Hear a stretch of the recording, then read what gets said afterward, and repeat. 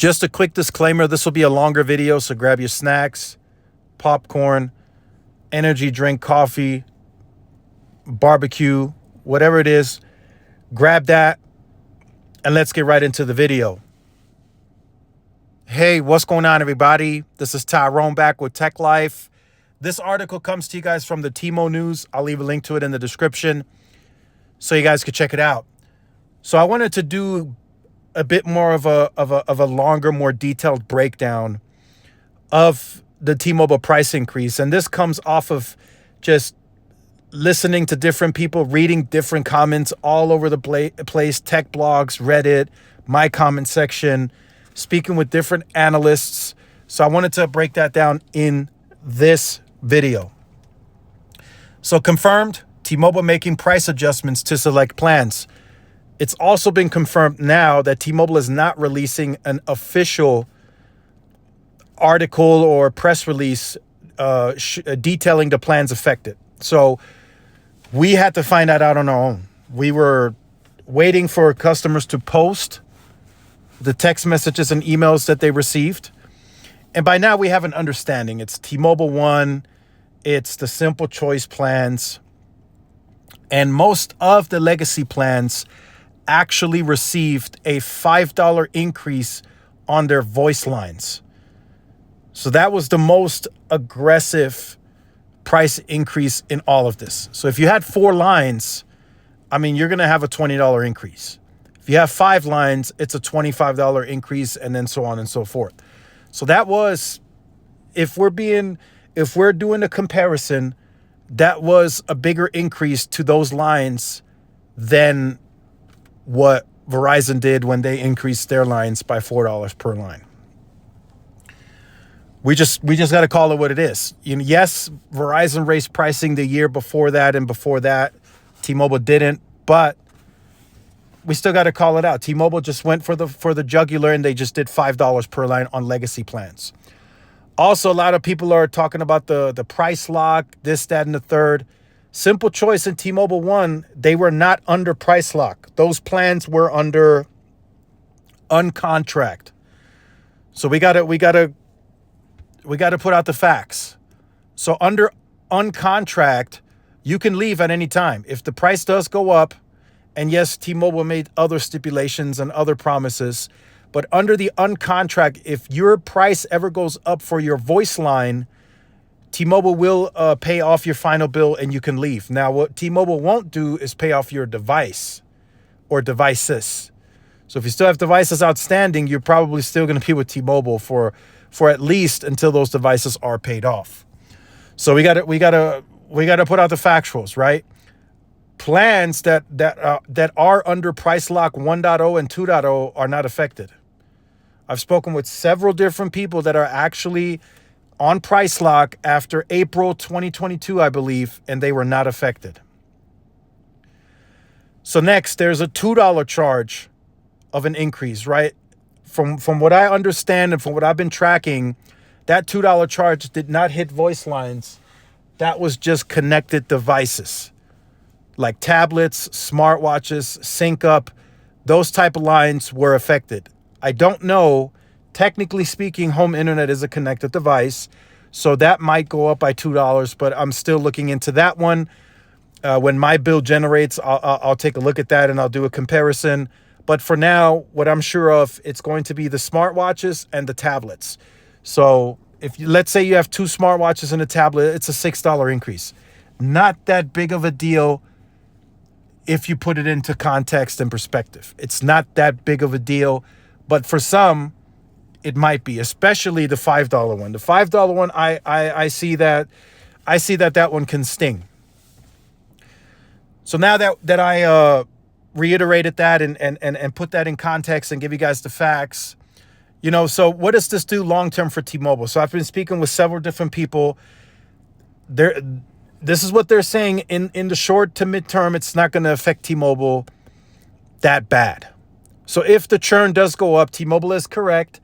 It's probably just going to go up by 1 or 2 basis points, maybe 3 at the most. Now, I want to make this clear. That does not mean that people aren't leaving. Yes, people are leaving. They are disconnecting lines. They are disconnecting free lines, but they are not going to leave to where it's going to cause churn to go up 10, 12, 15 basis points. Even at a 1, a 2, a 3 basis points increase, that could be 2, 3, even 400,000 customers that walk for the quarter, but it's not going to be millions to where it'll drastically increase churn. So once those are weeded out and those leave, I think after that, as crazy as this sounds, T-Mobile might have that under control.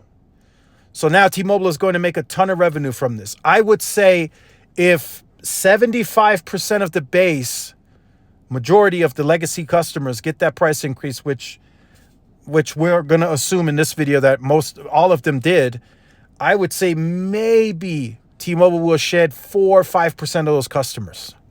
The other 70 are likely to pay that increase. So now that gives T-Mobile what? More net income, more free cash flow, and hopefully that will result in more CapEx later on down the line. Like drastically more. Like I stated in another video, T-Mobile's purpose now is to become more competitive on finances, on the margins. The Sprint merger was to level the playing field on scale and then the spectrum. That happened. We're now 4 years in. Coverage is getting bigger. They still got some work to do there, but they're getting bigger in size. So now the next competitive step for T-Mobile, they have to get better at margins. I've been very clear on this. They have to increase the amount of money that they take in, the net income, and the free cash flow has to go up too. Again, the comparison I make all the time is Verizon and AT&T can spend 17, 18, 19, 20 billion, and that's capital allocated to be spent, and they can still pull in a free cash flow of 16, 17, 18 billion. T-Mobile today, before this price increase, and maybe even after the price increase, is not in a position to do that yet. If they're going to increase CapEx significantly, it's going to lower their free cash flow. So they have to gradually try and find revenue where they're able to. And this go around, they pulled the pricing lever. The next time around, they might try and build more value into the new plans to push people from the old plans to the new plans that are priced higher. So that's all a possibility. But for now, longer term, I would say 12, 18 months, maybe 24. T-Mobile needs to look at getting the CapEx, I would say, into the $12 to $13 billion range. I'd feel more comfortable with that. Why? Because they're now also getting into fiber. T-Mobile can say publicly they're capital light, they're this, they're that, the third, but they are getting into fiber. So that's another business that they have to prioritize of some sort. Right now, it's capital light. They don't own it. They're a 50% stake owner in Lumos. But at some point, we got to be honest with each other, and we got to realize this. At some point, they're going to want to own that fiber. So that 50% Lumos could turn into 70, 80, 90, 100% in the future. At some point, they're going to have a wireline section in the business. That means they're going to have to hire more people. They're going to have to get contractors on board. That means their operations will go up in cost.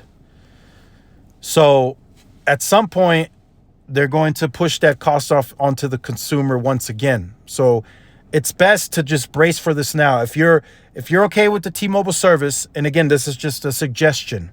If you're okay with the T-Mobile service, if you've had no issues, if you're okay with customer care, you don't call them much because your bill's always the same.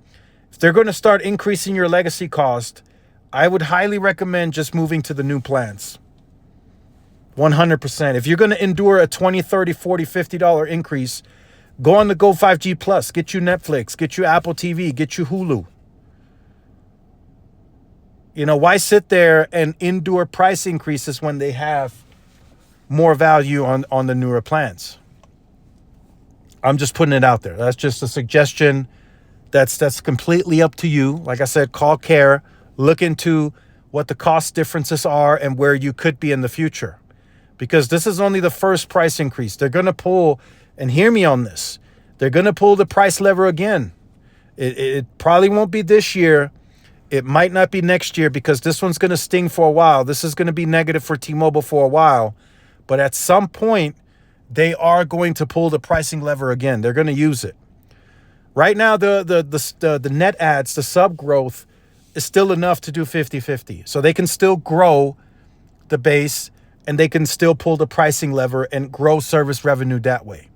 At some point, the urban core, the enterprise, the small market rural areas will become a bit more saturated where it's going to be harder for T-Mobile to grow. And I'm not saying they're going to be similar to Verizon, but look at Verizon right now. Verizon's not organically growing. So how is Verizon achieving service revenue growth of any percentage? It's 100% pricing lever. That's all they've been able to do. They squeezed the base by pushing them to the premium unlimited plans, which now they're at least closer to 50% of the existing base on the premium plan. And then next, they have to increase pricing every year. That's the only way they can increase service revenue because they are not growing organically. So now Verizon increased prices on business, consumer by $4 per line. So guess what's going to happen in the first half of next year? They're going to do it again. They are going to raise prices again. It's right in front of you guys. If they are not going to grow in Q2, if they're not going to grow in Q3 organically, they grow a little bit in Q4 because that's very promotionally heavy. What are they going to do next year? They're going to raise price. So again, no matter how you look at it, T-Mobile is still competitively priced. It's not as wide as a gap as it used to be, but the networks are getting closer in performance and size. So T-Mobile, I think it's justified for them to increase the pricing. Not for everyone. I know there's still some of you out there that don't have the necessary, the coverage that meets your needs, and that's why there's choice. You don't have to be on T-Mobile. But for most of the country, I'd say this is justified. And even with this increase, T-Mobile is still going to be between 15 to 30% cheaper than the competition. 15% more so for business. And if you guys have seen it recently in the commercial for 3 lines, T-Mobile is like 29, 30% cheaper than AT&T and Verizon.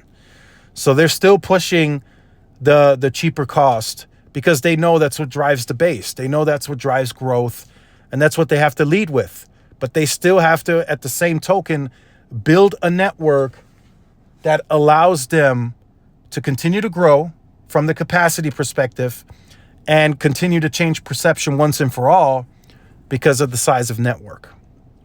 So just wanted to talk about that in this longer video. Just wanted to break that down again. Again, the price increase, I'm not saying it's a good thing. It's never a good thing, but it needed to happen. And for those of you who realize that, the faster you will get on board. I know there's going to be some that are like, oh, this is trash. This is bad. I'll just go with another company. And that's why there's choice. You have every option to shop around and check. But that's the reason why I feel the price increase is justified. And T-Mobile has to be more competitive. They got future auctions to worry about, spectrum auctions that they need to bid against the big players. They got fiber players they want to buy. Eventually, they want to own fiber. And the only way that they can distribute enough CapEx between both of those businesses, if they raise price. So then they can raise CapEx at some point to 15, 16 and say, okay, we're going to spend $10 billion on wireless and $6 billion on fiber. Today, they have to be capital light around fiber because they can't spend enough CapEx yet to really split like that. So let me know your thoughts in the comments. Like, share, subscribe if you're new. Follow my social media outlets. This is Tyrone with Tech Live. See y'all in the next one. Peace.